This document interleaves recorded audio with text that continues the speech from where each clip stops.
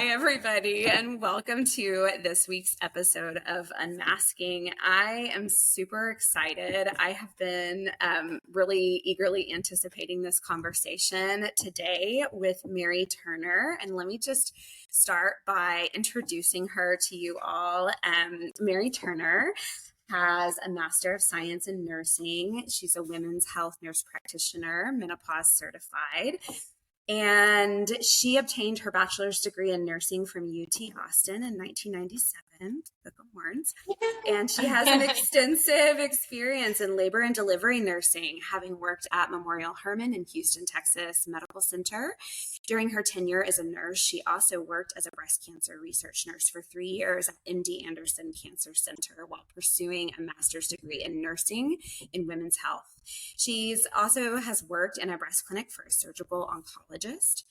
But for the past 21 years, Mary has specialized in reproductive medicine, endocrinology, and gynecology, providing care to women aged 15 through their later menopausal years. She has expertise in dealing with symptoms resulting from hormone imbalance, metabolic syndrome, hypothyroidism, menstrual irregularities, PCOS, and menopausal hormone therapy.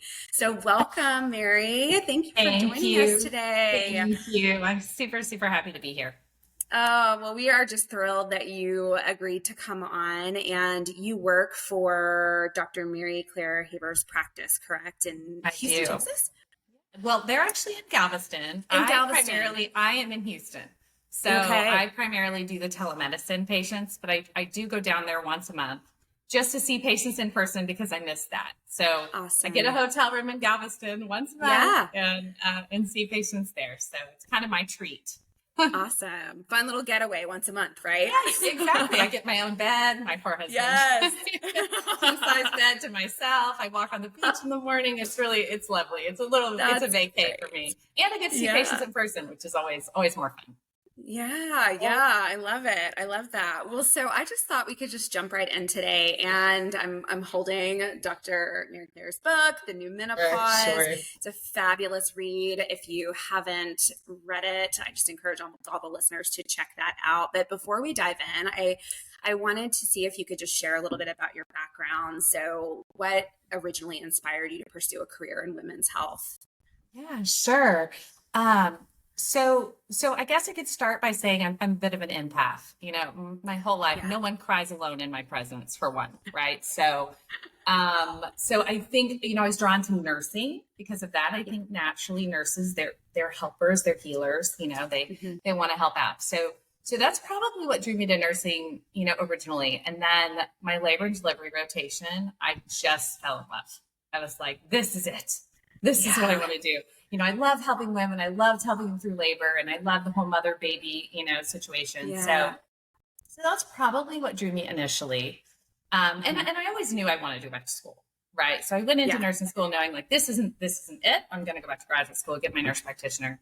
But I really never looked back from women's health at that point, right? So I loved labor and delivery nursing. Got a job at MD Anderson in the breast center, so I could go to school at the same time because I was working nights in L&D, and that is not conducive to graduate school. No. Right? It was right across the street. So I went to UT Houston. So MD Anderson was literally right across the street from school. And so I could go back and forth. I could do breast cancer research and then go back to school. So, but I never considered anything other than women's health, right? So I had a lot of my coworkers and people that were going back to school were like, oh, I might do adult, I might do peds. It was like, nope. I'm just doing women. That's what I want to do. I love it. And so that's kind of how I got started. And then right out of school, I went to work for an endocrinologist who did fertility primarily. I sort of did the gynecology, endocrinology side, and he did the fertility side, right? So that was great. So we literally saw it all, right? We saw anything from genetics to hormonal imbalance to lots of thyroid, right? Lots of thyroid, abnormal bleeding. I really didn't see anything normal. Right. Yeah. So I didn't see a quote unquote healthy woman for about 21 years. So I stayed there for 21 years. It was fantastic. I loved it. And then as I got older, into my 50s or going toward 50, I was like, wow, this whole perimenopause thing is crazy, right? You start experiencing your own symptoms and just got more and more interested in that and thought, you know what, I think I just want to sort of kind of go with my age group and start trying to help women and something that I'm experiencing myself. Right. Yes. Yes. And so got in contact actually with Dr. Haver, through another person who I happen to have met. That son was at school with my boy in high school. They're the same graduating class. And she sort of put us together, and we had a conversation, and I thought, okay, this is great. This is what I want to do. And the rest is history. Here I am. Yes. I love it. I love my patients. I love my job. I'm blessed every day to be able to do it, really. Yeah. Yeah. Wonderful. Wonderful. And, I have just been noticing how menopause, perimenopause, it's almost like it's had this reawakening. Like there's this new buzzword on the scene, and it's a movement. Yes. Everybody is talking about it. Women who are in their 30s, who aren't even to that stage yet, they want to be informed. They want to understand this. And I have those patients. I have those patients at 35 that are coming in and said, hey, where am I?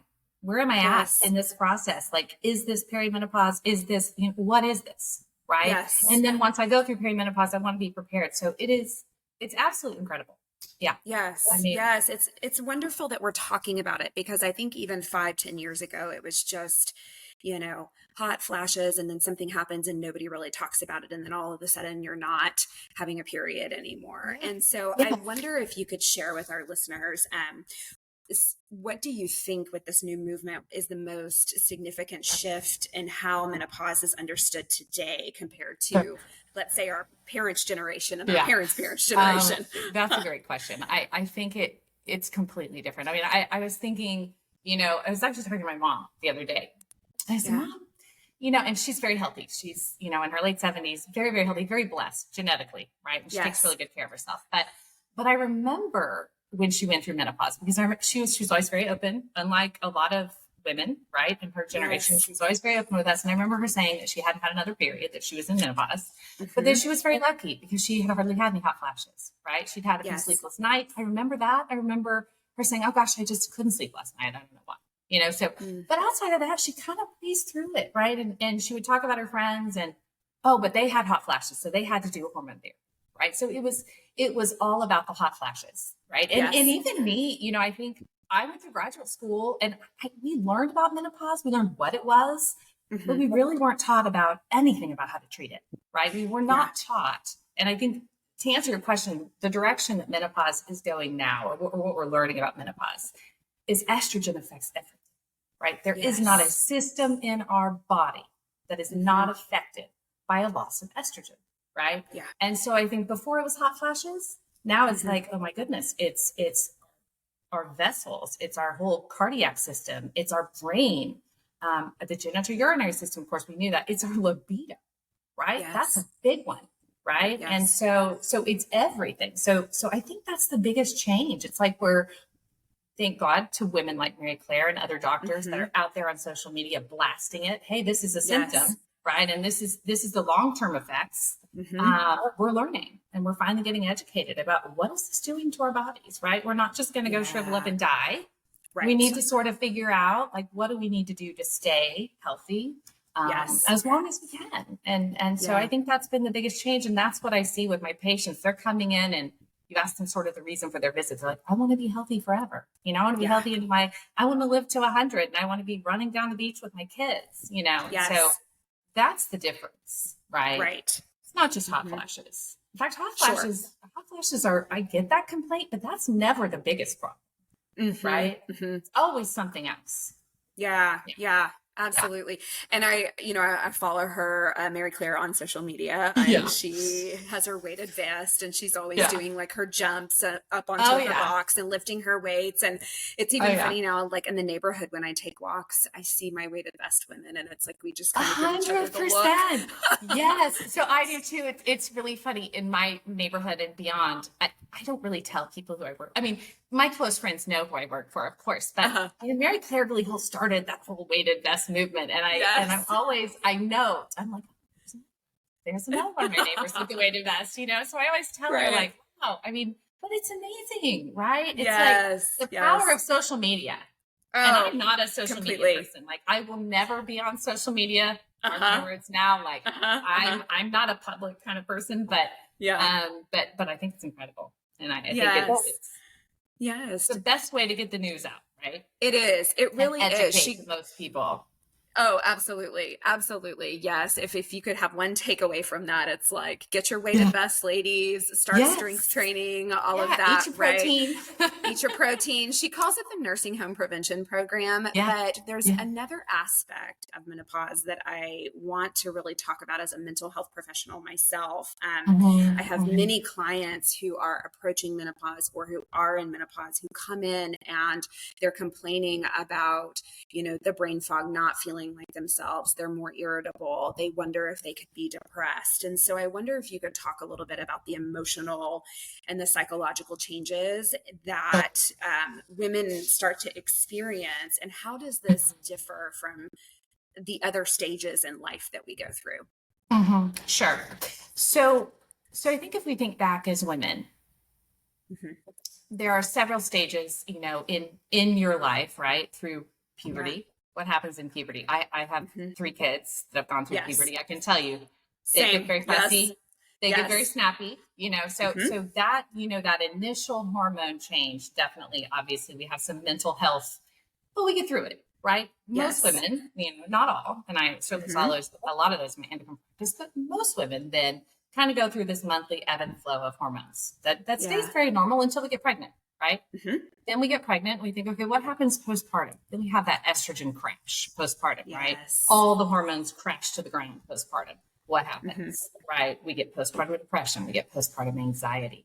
We're breastfeeding, so our estrogen levels are as low as they can go, right? So we're having our hot flashes. We're having our mental health struggles then. Obviously, so many women are put on SSRIs for postpartum depression and that sort of thing. But then we kind of come out of that. We get back into the ebb and flow of our normal menstrual cycle, and we're doing pretty good until we hit, it varies for women, but 5 to 10 years before kind of that start of not having a menstrual cycle, we can start noticing more anxiety, right? So more, I think the first thing, and I see this kind of most often, early 40s, late 30s, I'll have women say, I can't sleep. I can't sleep in the luteal phase of my cycle, and I'm anxious. I lay down to go to bed, and I don't even know why I'm anxious, and I experienced this, right? And I would tell my husband, I feel anxious, and I don't know why. I just couldn't settle, right? I didn't have anything to be anxious about. My daughter's in Florida, but she was fine. Nothing happened that week, So it was like I couldn't explain to myself, why do I feel this way? And he'd be like, fine, just go to sleep, okay. And eventually I would, and it was okay, and then we'd kind of pass, right? But that would be typically the first thing that I would notice would be kind of just more anxiety. And then as you get kind of more into perimenopause, some symptoms of depression. Some women will tell me, Mary, I don't know, I just don't feel like myself, right? I used to be this really productive, happy, get out of bed, tackle the day. And I get out of bed and I know that I have all of these things that I have to get accomplished that day, but for whatever reason, I just can't do it. I don't have the motivation to do it. Right. I'll cancel dinner with my friends. I will not really become like a hermit per se, but just a lack of desire to live life. Right. And so I get that a lot. And this, I think this is the thing that we need to be most aware of, because I have some women that experience these things that have never, ever experienced anxiety, depression. They're kind of be like, this has never happened to me before. Right. And then it's like, okay, so this makes sense. So we'll look at their hormone levels. We look at their thyroid. We look at everything else, rule it all out. And we're like, okay, let's supplement in a little bit of the hormones that you're not producing to the level that you were. 9 times out of 10 does the trick. But I think the most important thing to know is if you start exhibiting some of those symptoms, the quicker we get on it, the better it works. Right? So the earlier we start a woman on estrogen, the more likely it is that she's not going to have to deal with depression long-term.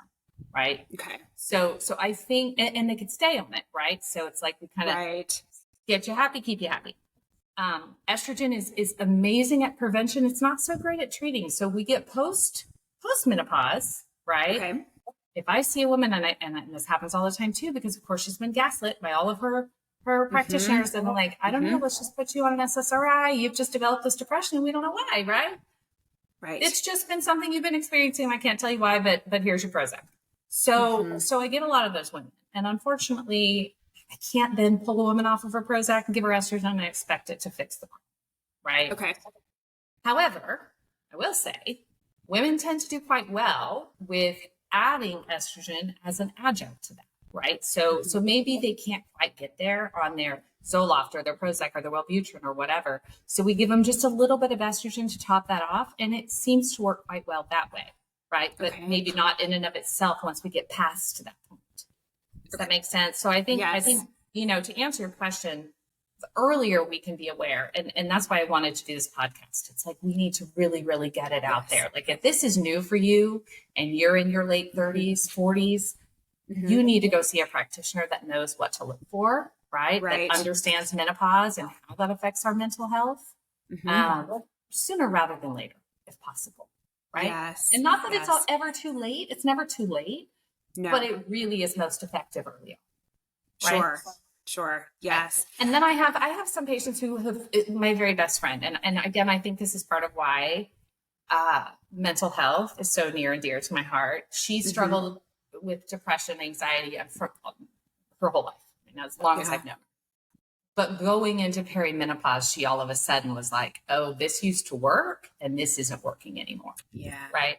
So I've been on Prozac now for 20 years at 20 milligrams or whatever it was she kind of, landed on. And all of a sudden, these symptoms are coming back. I'm so anxious. I can't get through my day.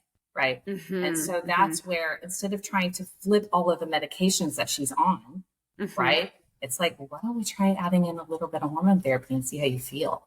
Right. And so that is often effective in that respect too. So, so, obviously you have to consider the history, but the key is the earlier the better. Right? The earlier, the better. And when we talk about perimenopause, for those listeners who have not read the book yet and aren't super familiar with the timelines of these things, how long on average does perimenopause last? And what's the typical age? That might be a hard question to ask because I know we're so different.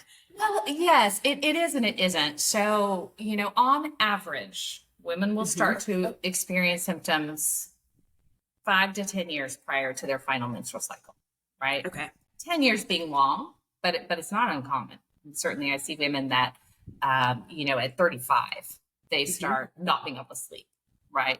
Or even start with vaginal dryness or something, kind of one of the more kind of stereotypical, perimenopausal symptoms. So that would be early, but certainly in the early 40s, right? Average age of menopause is 51, right? So we have women, then that means that normal would be anywhere from about 46 to about 56. Right. Kind of on average.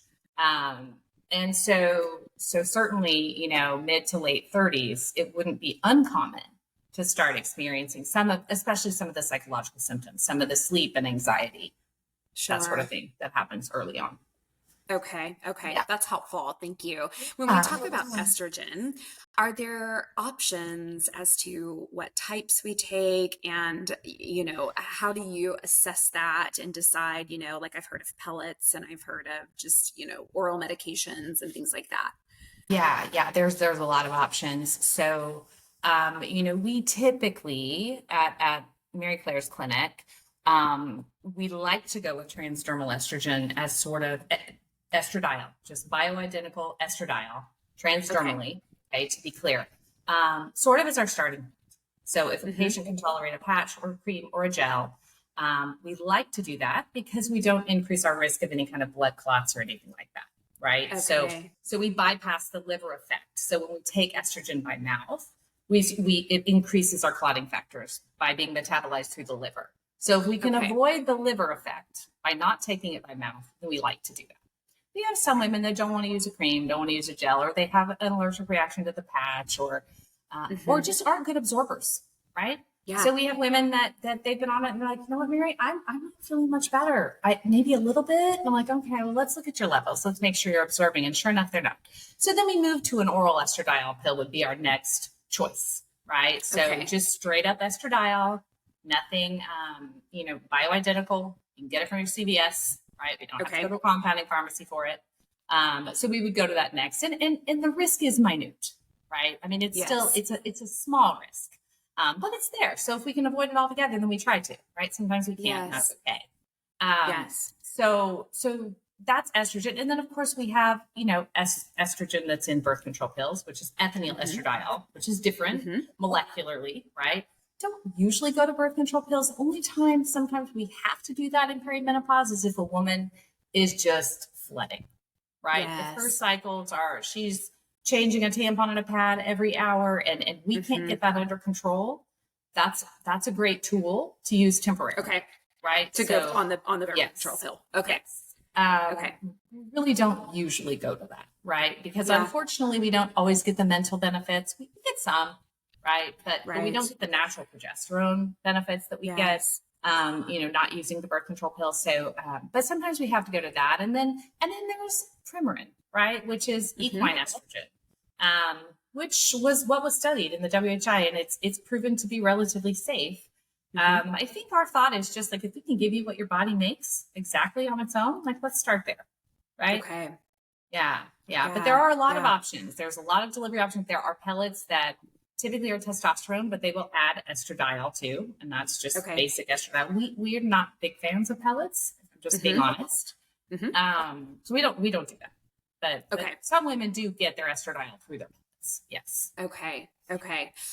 If you are treating a patient who comes in who's, complaining of anxiety, mood swings, depression, and let's say you start them on hormone replacement therapy, 2 questions about that. Number 1 being about how long do you start to, or does it take, I guess, to start seeing some shifts and some improvements? And then if not, like if the lady is still struggling, what other strategies can women use to address these things in conjunction with their estrogen? Sure. So I'll answer the first part first. So as far as how long, anytime we're thinking transdermal estrogen, which is really where we like to go first, we say give it 6 weeks, right? So it really takes, so if we're doing a patch or we're doing a gel or a cream, say give it 6 weeks to reach like full therapeutic potential, right? Okay. And then at that point, where are we? Are we a little bit better? Do you notice a difference? So then that's when we'll start to kind of play with dosages, because it's an educated guess off the bat, but sometimes it's important to give them a little bit more. I tend to start low, right? Because I feel like if the lower dose works, then we mitigate some of our potential side effects that way, and we can always go up with time, right? So perimenopausally, if I have a woman that maybe she is still having a regular cycle, or for the most part cycling most months, I'll start with just a very low dose of estrogen and say, okay, let's give it 6 weeks. Let's see, right? In the meantime, are there things that we can do to better our mental health? Absolutely, right? So all of the things that I'm sure you probably talk about on your podcast, right? So good nutrition, because what we feed our body feeds our brains, right? Absolutely. Prioritizing sleep, really, really minimizing alcohol, not cutting it out entirely. It's not the best thing for our brains, right? We know that. Right. So those things I think are super, super important to incorporate, at the same time. And then in some women, if we hit that mark of we've been a month and a half, we've played with dosages, we're doing all the natural things right. Then adding in a small dose of an SSRI sometimes is the appropriate thing to do. It's not that there's anything wrong with that. It's just that quite often, in fact, most often, I would say 80-90% of the time, we don't have to do that, right? Okay. So we really can address these early onset symptoms with really dialed in hormone therapy. Okay. And the way our clinic works, and I realize not all clinics are like this, but we see a patient for a whole hour. So we get the whole entire history. I know if she had, problems growing up.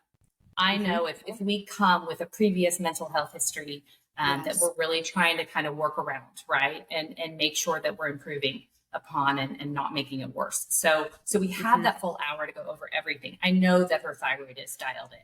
I know that she's not sleeping because she has no ferritin, so I have a really good clinical picture. And then the way we're set up, patients can continually communicate with me. So if we're at a month and they're like, I don't notice a difference at all, and I'm concerned, like, okay, let me go ahead and send in the next dose, right? So it's this kind of constant communication until we feel like we've hit it right.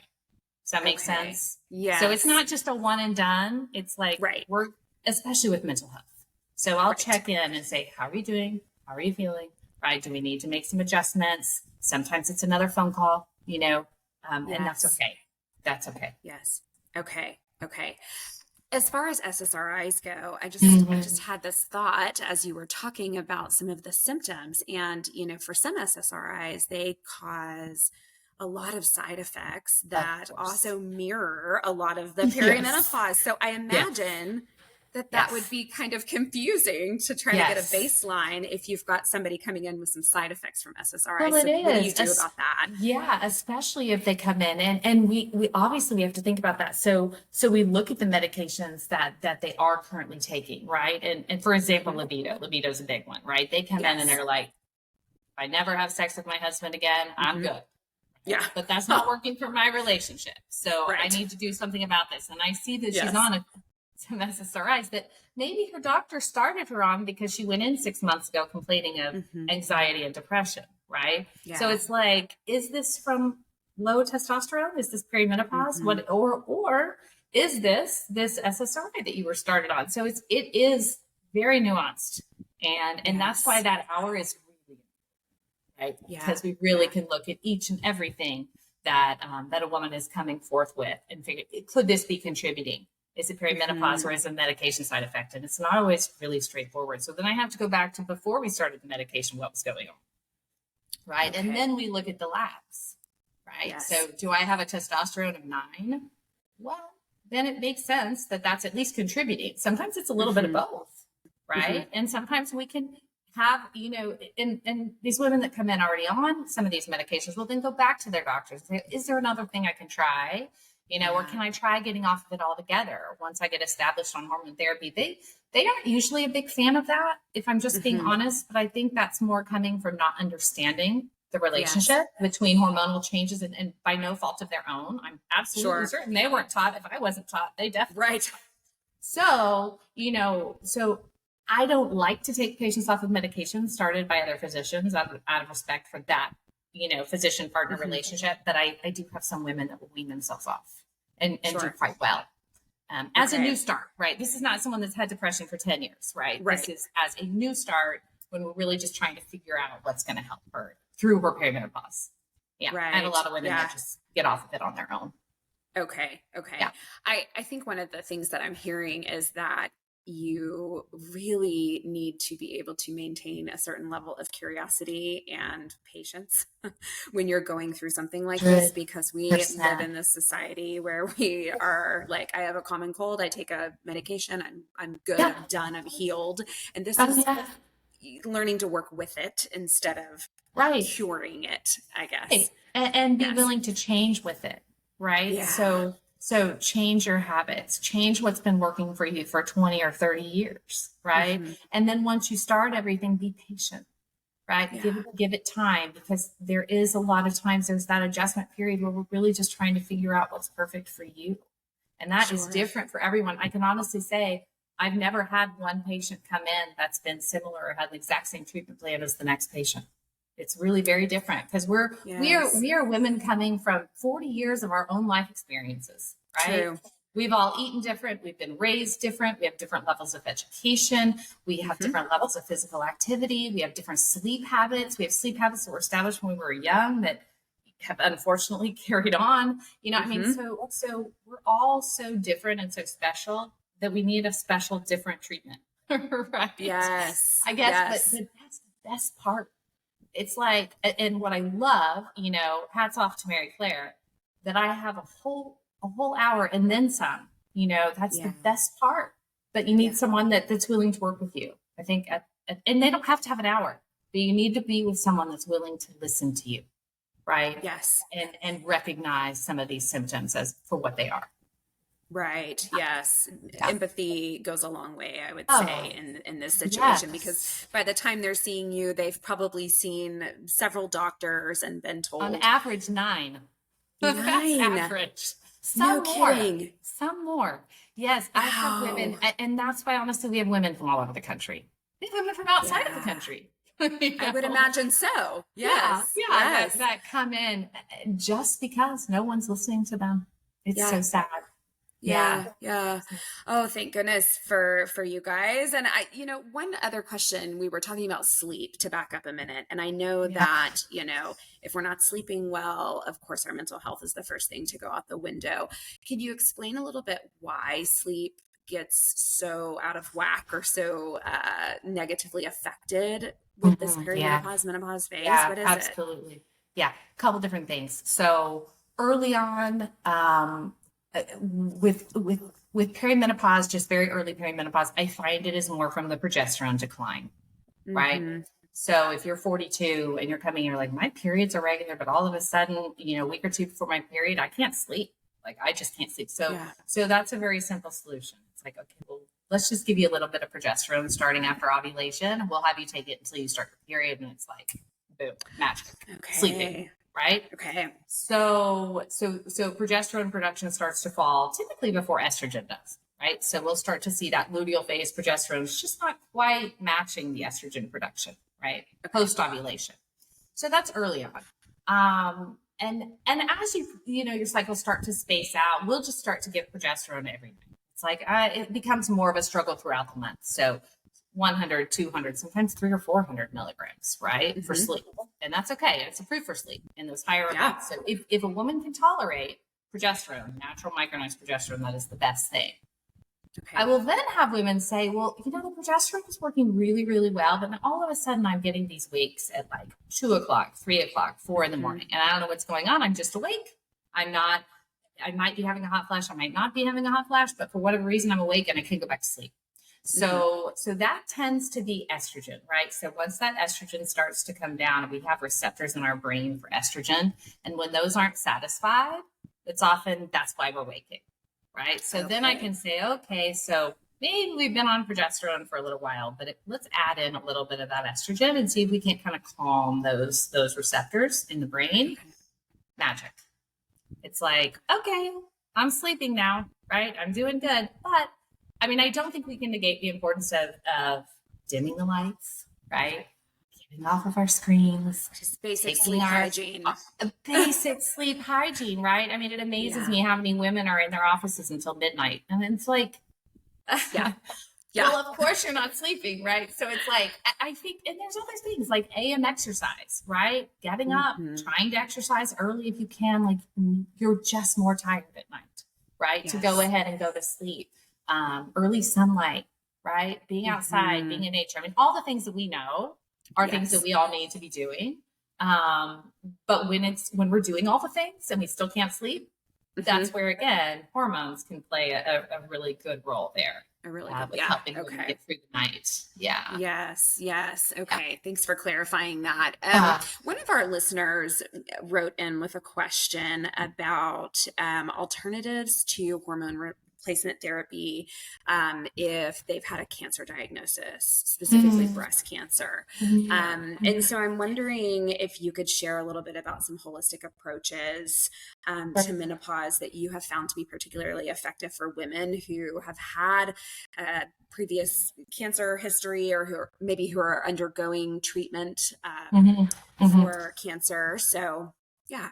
Sure. So I guess I could start by saying that a history of breast cancer does not blanket unqualify you for hormone replacement in the future. So that, I can say just kind of initially, and that is a very, very nuanced conversation, right? So we have to go back and look at what was that tumor like? When were you diagnosed? What was the stage, right? What was the treatment? Right. And we look at your chance of recurrence. So we look at everything. We do have breast cancer patients that we have on hormone replacement therapy. Okay. Just to start, to put that out there. Obviously a woman in treatment currently for breast cancer, or just recent treatment, right? An estrogen receptor, progesterone receptor positive cancer, we aren't going to start her on hormone replacement. So at that point you have to look at like, well, what symptoms are we having really? Right. Because that's going to be different for everyone. Yeah. For hot flashes, for instance, right. So that's one. We actually have, and I know you said natural options, which there's a few, that can help. Cognitive behavioral therapy is one that has been proven to help with hot flashes. It's the only one that's really been proven as far as, Okay. you know, outside of the box, like hypnosis, not so much, you know. So looking through all of those sort of natural alternatives, cognitive behavioral therapy is actually it can be effective, right? Okay. On menopausal symptoms like hot flashes. We have a medication now, an oral medication that specifically targets hot flashes that we can give, and night sweats.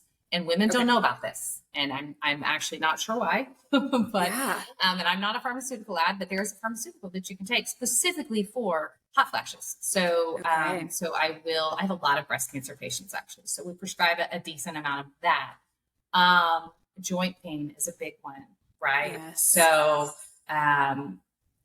it's just, it can be really, really horrible, especially, you know, some of the breast cancer medications that then contribute further to joint pain, right? Like aromatase inhibitors. You know, a lot of these women are on aromatase inhibitors and have horrible joint pain. So that's a really, really hard one. Turmeric taken for 3 months or more. Yes. So it's not immediate, right? So it does take time. A high potency, good quality turmeric can be really, really effective for some women, you know, for joint pain. So from a breast cancer patients, it's really, you know, sleep. Sleep's a big one, right? So it's like, okay, what can we do to optimize our sleep? So we have magnesium L-threonate, which is the one that crosses the blood-brain barrier. That's quite effective to help us sleep when we can't do hormones. L-theanine, right? L-theanine is really, really, and then obviously all the sleep hygiene. So it does depend on like what is our symptom that we're having, right? Either from our breast cancer therapy or from the menopause caused from chemotherapy, right? So medical menopause, so to speak, sort of on what we target. But all women can do vaginal estrogen. All women. It does not matter their diagnosis, and they need to know that. I think that's getting out there now, but that's a big one with breast cancer treatment, right? So we put a woman through chemotherapy, she loses all of her estrogen, and all of a sudden, you know, her vagina is dry and cracked, and she can't have intercourse, and she's getting urinary tract infections, and, you know, the whole 9 yards. So you can use vaginal estrogen. In fact, I would probably start it preventatively, right? It is safe and it is effective and it stays in the vagina. It's not going on in the whole body. It's just in the vagina and the genitourinary system. So it helps our bladder. It helps the vagina, right? So that, and I should have led with that. That is so the most important thing all cancer patients need to know, is that they can use vaginal estrogen. Okay. Thank you. That's huge. That's huge because yes, you're right. I mean, this is still I know we've come such a long way, but the information, we need to get it out there for sure. Absolutely. Especially for our breast cancer survivors. I feel like they're sort of just lost in the wind. It's like, once we cure your cancer, oh, good, you don't have breast cancer anymore, so you're good, but you're not good. Right. And so I think, especially for our cancer survivors, you know, they need to be doing deep dives into what their options are, because they do have options, right? Yes, absolutely. Maybe not as many, but they do have options, and they need to know that 5 years, 6 years, that might open up their options, right? So it's not just an automatic no. Some of these cancer survivors for hormone therapy. Yeah. That's good to know. The other question that I got from a listener was about PMDD. And if you have PMDD, or you got a PMDD diagnosis like early on, let's say, or maybe even later, does that have any effect on your perimenopause, menopause journey? Sure. That's a great question. I do find that women, and I don't know I would be lying if I gave you statistics on this, because I really don't know, but from working with women for 24 years in this sort of setting, I do find that my women that had really bad PMS or really struggled with PMDD do tend to struggle a little bit more with psychological symptoms with perimenopause and menopause. Absolutely. Because if you think about it, I mean, they are just more sensitive to the hormonal shifts that happen, particularly those luteal phase shifts, right? So progesterone typically is your best friend, right? That's not everyone. You know, micronized progesterone. Actually, I've read and I've used sublingual micronized progesterone. Tends to be favorable with PMDD over oral, which is just sort of a little, you know, tidbit for patients that might talk to their doctors about that. But I definitely think you need to be aware and thinking about it, and and aware of any changes that might be taking place as you sort of get a little bit older with the history of PMDD. Like, is this worsening? And get on it again, like we were saying earlier, get on it as early as you possibly can, because there does tend to be more of a struggle there. Yes. Okay. Would that be the same thing for women who've gone through infertility treatments? Like in vitro, in what way exactly? I look at like women who've gone through in vitro, and you're taking a lot of the synthetic hormones as you're going through that whole procedure. Do you tend to see women that struggle more with perimenopause, menopause if they've had No, I wouldn't say that there's really a correlation between either having been on those medications or needing to be on those medications, right, for fertility. No, not that I see. I mean, there's so many reasons why different women have to go through fertility treatments, but no, I don't really see a correlation there. Yeah, that's a good question. Not that I've seen. Okay. No. Yeah. Gosh, it's just, there's so many factors as I'm thinking about this that play into this. Can we shift over and talk about the support system for women during menopause? This is my favorite topic. Topic. Yes. Gosh. What can partners, family members, friends do, like when someone that they love is going through something like this? Because I'll tell you, if I'm being totally transparent, I will see couples that come in that'll say something has happened and I don't know what it is, but all of a sudden, like, there's tension, there's frustration, I'm not understanding, she's trying to explain it to me. That's just one example. Or they feel like, the woman is like, okay, if you say anything to me about menopause or time of the month or whatever, so what I'm saying is I do think a lot of partners are trying to understand, but because of the way that we've been taught to think about this, it can feel a little maybe patronizing at times, and like we're not being heard. So of course, let's go back to the support. So yes, and we can start with partners just because you brought that up. So I think where partners are concerned, the number one thing, regardless of who your partner, female, male, the number one thing is education, right? Yes. Pick up the new menopause and read it. Right? Yes. I mean, and my favorite thing is when patients come into the office, and we always have two chairs, though rarely are the two chairs taken, right? For the patient and her quote unquote partner. But my favorite thing is when men come in and they're the ones asking the questions, right? They're the ones saying, how can I help her? What can I do on my end, right, to help her through this? And then often, interestingly, on the flip side, after the appointment, I'll hear back from those men. Say, hey, just real quick, is this a good idea? Or is this a good idea? So partner support is huge because it affects everything. It affects not only mood, but it affects your sex life. It affects your libido. It affects your long-term health, right? Yes. So the more they can learn and be there as a support, I just think it's everything. I think it's so important, and I love it when I see it. So education, right? Yes. For the men. Oh my gosh, get yourself educated. And if you don't want to read a book, listen to a podcast. There's 1,000 of them. And there's a lot of podcasts that Claire's done with men, Diary of the CEO and the Huberman podcast. And if I'm not mistaken, I've listened to a million of her podcasts, but they go into that, right? What can men do? So listen to your partner, right? Yeah. That is everything. Validate it, right? Even if you can't fix it, you can't fix it. Don't try to fix it, right? Sure. But validate it and honor it, right? Yes. That's the biggest thing. And then, outside of just having really good partner support, talk to your friends. I mean, like misery loves company. I hate to say it that way, but get a group of girlfriends or one, and say, hey, let's go take a walk and talk about it. Because likely she's experiencing a lot of the same things that you are, right? Yeah. And so again, it kind of goes with what we were talking about before, but the more we talk about it, the more we normalize it, the better educated women are going to be, and they're going to know their options, right? They're going to seek help versus just white knuckling it through, which is what we used to, right? Sure. So, and I think too, speaking to that, and this is sort of not maybe what you were asking, but as a practitioner, ask the question, right? So ask a woman, like, how is your libido, right? Is sex painful for you, right? Women aren't going to always volunteer that information. It's like and sometimes they even, they talk themselves out of thinking that they're having any problems, but are you having joy? I mean, have a questionnaire, right? Especially gynecologists, OB-GYNs have the most common menopause and perimenopause symptoms. There's like 15 of them. It's not that hard. Have them check off what's going on, and then you know where to start. You don't have to necessarily, it's a fast visit. I know I worked that for 21 years. You really don't have time to deep dive into what happened at birth.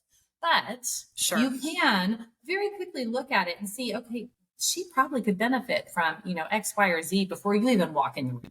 So you have sort of an idea of what's going on, but ask, and I think that's the biggest thing. So get yourself a community of support, get yourself your women, your group, or your person, doesn't matter. Talk to your partner, and then get a doctor that's going to ask you the questions. And if they're not asking, tell them. Right. Just say, this is going on. I feel like I'm going crazy, and I'm not normally this way. What can I do? And don't take no for an answer. And if no is the answer, then go find another practitioner. Right. Yes. I think that's key. I think they're out there yes, absolutely. Yeah. Okay. Yeah. That's wonderful. That's wonderful advice. I think for people that are just now starting to join this movement and educate themselves, they're really looking for resources. They're looking for practitioners that will take them seriously. If you could share just a little bit about where people can find out more information. Do you have any? I mean, I know Mary Claire has her website. Yeah, she does, which is excellent, by the way. Oh, it's such a great website. It is amazing. And there are research articles, there's clinical trial articles, there's and just information. I mean, just blogs of information, right, that she has put out there. Which is fantastic if you need to print something off for your doctor, right? If you're like, hey, with menopause therapy is not as dangerous as we've always been taught. So here, look at this, maybe if that's still what your doctor is saying. And if you can't get anywhere with the doctor that you've had, then Menopause Society is a great place to start, right? If you go to their website, they'll give you a list of practitioners in your area. That's a great place to start. And not all of them are great, perfect, but it's a really, really good place to start. You're vetting out at least people that just might not have the education, right? Yes. And then we have a list of doctors on our website. Now, to be fair, we have not vetted them out personally. These are doctors that our patients have said, hey, this doctor is supportive, right? So this doctor is willing to prescribe hormone therapy when needed, or this doctor listened to me, then we'll put them on the recommended doctor list. It's not like we've gone to their offices, personally and done that. But yeah, just within the pause life, there's a lot of resources that women could use to find a good doctor. Or, the online hormone options like Medi Health, MyAlloy, these are fantastic options. Sure. Right? So these are women that have been trained, or men that have been trained to prescribe, right, when needed. And so that's another great option. And it's an affordable option, right? You're not going to get the hour, but it's an affordable option to get what you need. If you kind of go in, I think self-education is huge, right? So get an idea of what you think you might need, and then go. And some of these online providers, it's great. Yes. And there's more and more every day. Yes. I'm starting to see that. And I don't know if it's the algorithm of my phone that I've just been, doing all the research, but all of a sudden, all of this stuff is starting to pop up. And so that could be the movement, that could be the algorithm, that could be a combination, but I'm just grateful that it's out there. Right. Let's go with the movement. And, I'm going to link all of this in the show notes and on our Instagram page, but I could talk forever about this. Where can people find out more about you, Mary, if they want to learn more about you? You know what? We talked briefly before we started talking. I am not a social media. I am a behind the scenes worker. Like, come to me and we're going to quietly figure out all of your problems. But certainly Mary Claire, if you're not already following Dr. Haver, I mean, she's hilarious. She was meant to be on camera, and she's a plethora of information. Anything you ever need to know about perimenopause and menopause, she's doing all that. I don't need to do that. I'm a behind the scenes worker, but I would love to see anyone that would love to come see me in Galveston or online. It's my treat. It's my passion. I just love it. Yeah. And that can be found at maryclairewellness.com. maryclairewellness.com. Yeah. Okay. Well, I can't thank you enough for your for time today. Me.